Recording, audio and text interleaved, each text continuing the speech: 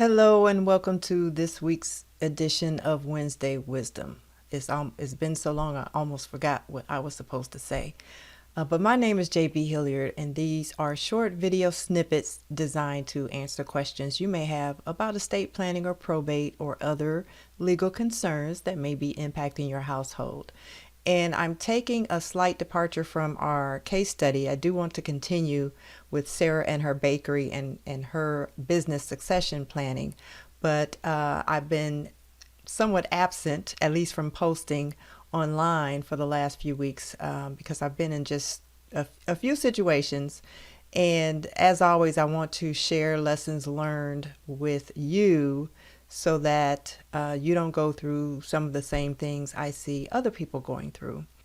So my heart is heavy right now because I know that for my single people out there, so single being unmarried, maybe you are partnered up, but if you are unmarried, I want you to listen to this particularly. So my message is always get your estate plan done, plan, and at a minimum, get your will done.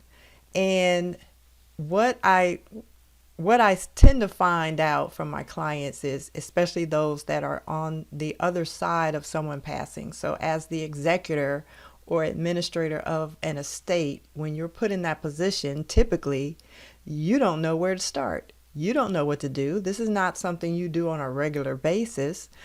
This is not something that people are trained to do. So what do I do first? And so before your persons get on that side of things, I want you, while you are alive and well, to put together your checklist.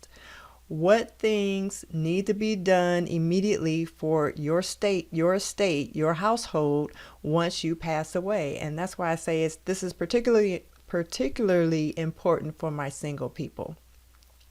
What automatic payments need to be stopped from your checking account?